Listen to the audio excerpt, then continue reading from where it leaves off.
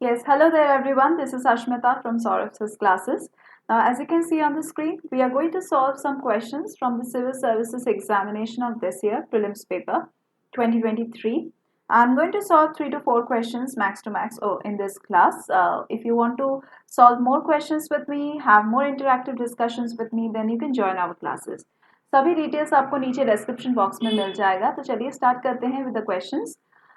Starting with question 19, which one of the following makes a tool with a stick to scrape insects from a hole in a tree or a log of wood? तो log of wood से या फिर जो whole होता है पेड़ में वहाँ से इंसेक्ट्स को स्क्रेप आउट करने के लिए मतलब ये जो कीड़े मकोड़े होते हैं उनको स्क्रेप आउट करने के लिए क्या टूल हम इस्तेमाल कर सकते हैं. तो the organism that makes a tool with a stick to scrape the insects from a hole in a tree or a log of wood is orangutan. Okay. So orangutan यहाँ पे है आपका second option.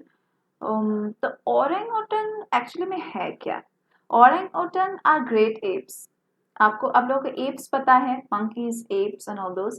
तो ape है which is native to the rainforests of Borneo and Sumatra. ये दोनों regions में आपको ओरेंगोटन्स मिलेगा and they are known for their remarkable tool making abilities and intelligence. बहुत ही इंटेलिजेंट है, बहुत ही शार्प है इन लोगों का दिमाग. And one of their behavioral traits is the use of tools, including making tools with sticks to extract the insects from the tree holes or from the surfaces of the trees. तो they demonstrate their behavior in their search of food. मतलब खाना ढूंढने के लिए ही ये लोग वो सभी टूल्स को बनाते हैं एंड वो टूल्स से ही वो लोग ये इंसेक्ट्स को स्क्रेप आउट कर सकते हैं. Using the tool they scrape out the insects and termites as a food source. ऐसा नहीं है कि हम लोग सिर्फ और सिर्फ करेक्ट आंसर को ही डिस्कस करेंगे, हम लोग जो अदर ऑप्शंस है उनको भी डिस्कस करेंगे. चलिए स्टार्ट करते हैं with fishing cat. Fishing cat आखिर में क्या है? Fishing cats are medium sized wild cat species. ठीक है, that primarily feed on fish, जैसे कि हर कैट करते हैं, फिश खाते हैं. तो that primarily feed on fish and are not known for using any kind of tools to extract the insects. Cats insects से क्या करेगा इंसेक्ट्स को स्क्रेप आउट करके? तो कोई रिलेशन ही नहीं है. Let's scrap this option out. The next option is otter. तो otter, these animals are very much known for their fishing techniques. मतलब ये भी फिश खाते हैं लेकिन ये सभी टिपिकली कोई टूल्स नहीं यूज करते हैं to extract insects from the trees. Okay, तो ये भी चला गया. Sloth bear. स्लॉथ बेयर भी काइंड ऑफ प्राइमरीली ये भी लाइक एंट्स खाते हैं या फिर टर्माइट्स खाते हैं, लेकिन ये कोई टूल्स यूज नहीं करते हैं to scrap out the insects from the trees. So yeah this option is also gone.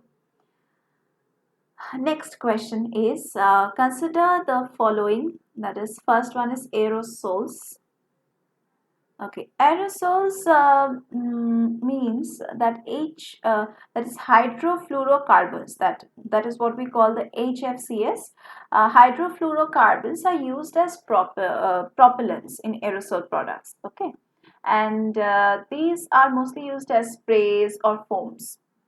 Secondly, foam agents. Foam agents में भी हाइड्रोफ्लोरोकार्बन्स यूज होते हैं in the production of foam materials, जैसे कि पॉलीयूरेथेन. फिर वो भी एक फोम ही है, polyurethane foam, which is commonly use in like insulation, या फिर मैट्रिसेस में यूज होता है, या फिर फर्नीचर्स में यूज होता है. तो ये फोम एजेंट्स इन सभी चीज़ों में यूज होता है. Thirdly, fire retardants.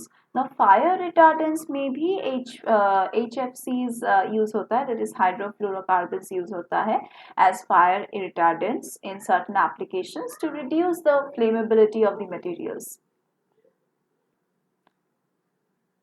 फोर्थली है लुब्रिकेंट्स. लुब्रिकेंट्स में भी हाइड्रोफ्लोरोकार्बन्स यूज होते हैं as lubricants in various industrial processes, particularly in refrigeration. Refrigerator तो सभी के घर में है, रेफ्रिजरेटर्स में यूज़ होते हैं, and air conditioning systems, ACs, जिसके बिना हम लोग रह नहीं पाते हैं अभी के दिन में. तो yes, these are used in these appliances. So all four are using hydrofluorocarbons. So all four. Next question, question 21. Consider the following statements. पहला statement है interest income from the deposits in infrastructure investment trusts distributed to the investors is exempted from tax, but the dividend is taxable.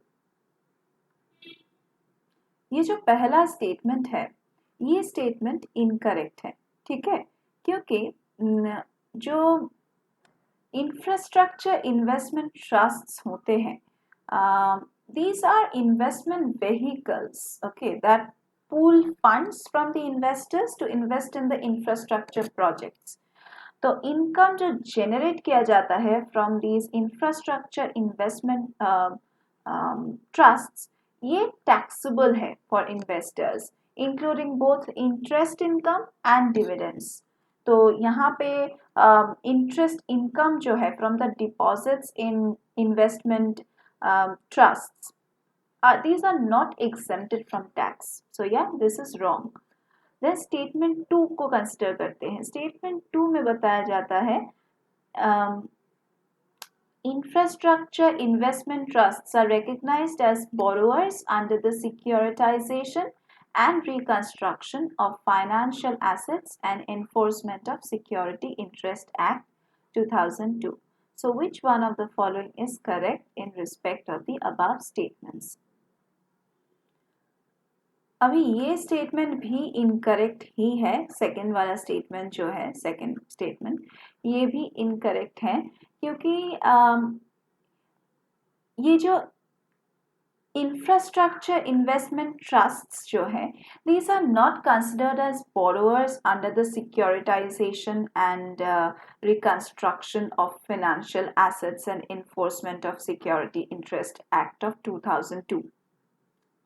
तो ये जो act है, ये जो act का नाम मेंशन किया गया है, this deals with the securitisation and reconstruction of financial assets and the enforcement of security interests by banks and financial institutions.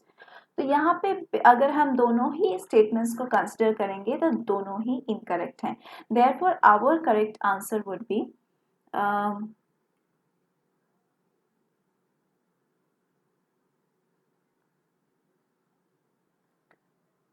यहाँ पे जो भी ऑप्शंस दिया गया है, किसी में भी दोनों स्टेटमेंट को इनकरेक्ट कंसिडर नहीं किया गया है. तो we can see that the options are not correct. So let's not go with any of the options because both the statements are incorrect. And ऐसा कोई ऑप्शन तो दिया नहीं गया है. So yeah, let's not choose any option because both are incorrect. Okay. या तो हम लोग यहाँ तक कि आज का क्लास रखेंगे. तो if you want to have more detail discussions and interactive sessions, तो आप हमारे क्लासेस को ज्वाइन कर सकते हैं. किसी भी एग्जामिनेशन का प्रिपरेशन हो, चाहे एंट्रेंस एग्जाम्स हो या फिर कॉम्पिटिटिव एग्जाम्स हो, हम यहाँ पे आपको सभी गाइडेंस प्रोवाइड करते हैं, चाहे वो मॉक टेस्ट हो, लाइव लेक्चर्स हो, रिकॉर्डेड लेक्चर्स हो, स्टडी मटेरियल्स हो, या फिर कोई भी क्वेश्चंस का अगर आपको आंसर्स चाहिए, डिस्कशंस होने चाहिए, तो आप ज़रूर हमसे पूछ सकते हैं. You can do comment below in the comment box your questions, you can post. And apart from that, if you want to do full-fledged classes, then you can join our classes. सभी details आपको description box में नीचे मिल जाएगा. So thank you for watching. Let's meet once again in our next classes.